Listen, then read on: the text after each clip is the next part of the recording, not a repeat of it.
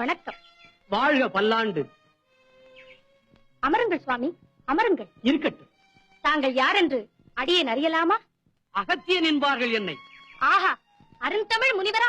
ஐயனே, தாங்கள் எங்கள் இல்லம் தேடி வருவதற்கு நாங்கள் என்ன புண்ணியம் செய்திருக்க வேண்டும்? அமருங்கள். இதோ ஒரு நொடி பொழுதில் வந்து விடுகிறேன்.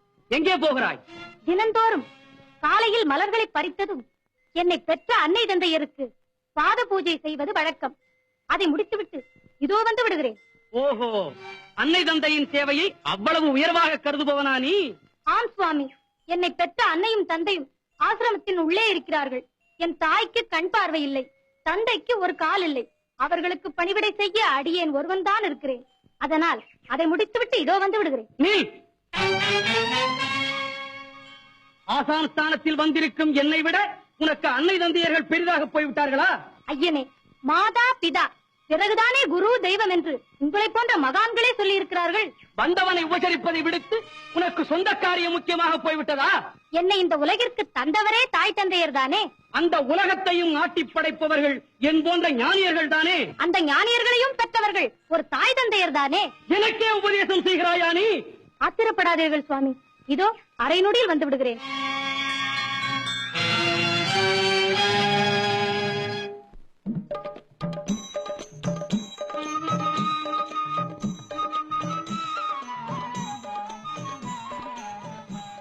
என்னை பெற்ற தெய்வங்களுக்கு என் அன்பு வணக்கம். செல்வா, பார்க்கவும் நடக்கவும் சத்தியற்ற எங்களுக்கு எல்லாமாக இருந்து உற்று தொண்டு செய்யும் உனக்கு எல்லா நலன்களும் உண்டாகட்டும். பெற்றோரை மதித்து பெரும் தொண்டு செய்கிறாய். அடுத்த பிறப்பிலாவது நாங்கள் உனக்கு தொண்டு செய்ய ஆண்டவன் எங்களுக்கு அருள் புரிய வேண்டும் அப்பா. செல்வா, வெளியே யாருடன் பேசிக் கொண்டிருந்தாய்?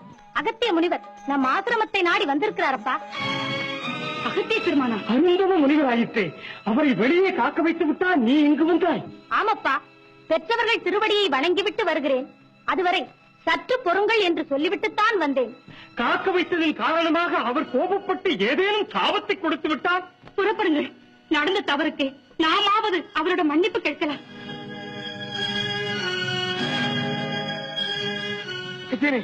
திருவிள்ளைத்தனமாக எங்கள் செல்வன் செய்த தவறை மன்னித்து விடுங்கள். தங்களை வெளியே காக்க வைத்துவிட்டு எங்களை பெரிதாக நினைத்த பிழையை நீங்கள் பெருமனது வைத்து பொறுத்தருளுங்கள்.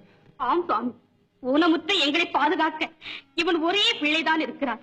கண்ணில்லாத எனக்கு கண்ணாக, காலில்லாத என் கணவருக்கு ஊன்றுகோலாக விளங்கும் எங்கள் செல்வன் மீது தங்களின் கடும் கோபத்தை காட்டி விடாதீர்கள். செல்வன் செய்த தவறுக்காக தண்டனை எதுவானாலும் எங்களுக்கு கொடுங்கள். நாங்கள் அதை மகிழ்ச்சியோடு ஏற்றுக்கொள்ளுகிறோம். இவன் அறியாத பிள்ளை, இதனை மன்னித்து விடுங்கள். உங்கள் செல்வன் அறியாத பிள்ளையே அல்ல. இந்த அதிபால்யத்திலேயே அன்னை தந்தையருக்கு தொண்டு செய்யும் தத்துவத்தை உணர்ந்த இவன் ஆண்டவனுக்கு சமமானவன். காக்க வைத்ததற்காக நான் கோபப்படவில்லை. உங்களுக்கு தொண்டு செய்வதை என்னை பார்க்க வைத்ததற்காக நான் ஆனந்த கண்ணீர் வடித்துக் கொண்டிருந்தேன். அது மட்டுமல்ல, ஈசன் கட்டளைப்படி தொண்டு செய்ய தென்பகுதிக்கு சென்று கொண்டிருந்தேன். செல்லும் வழியில் இந்த செல்வன் அன்னை தந்தையருக்கு சேவை செய்வதில் சிறந்தவன் என்ற செய்தியை கேள்விப்பட்டேன். வந்து பார்த்ததில் இவன் தொண்டு பெருந்தொண்டாகி என் தொண்டு சிறு தொண்டாகிவிட்டது. அப்பா, பார்வைக்கு பாலகனாய் பண்பிலே தெய்வமாய் விளங்குபவரே, உன்னை போன்ற நல்ல பிள்ளைகளால் பெற்றோர்க்கு பெருமை, அவர்கள் குலத்திற்கு பெருமை, இந்த நிலத்திற்கு பெருமை, இந்த நிலத்தை படைத்த இறைவனுக்கே பெருமை. செல்வா, என் உள்ளம் நெகிழ்ந்து கேட்கிறேனடா, நான் செய்ய போகும் தொண்டு சிறக்க உன் திருவாக்கால் எனக்கு நல்வாழ்த்து கூறு. ஐயனே, சுவாமி. ஐயனே, செல்வம் உங்களை வாழ்த்துவதா? வாழ்த்த வயது தேவையில்லை, தகுதிதான் தேவை.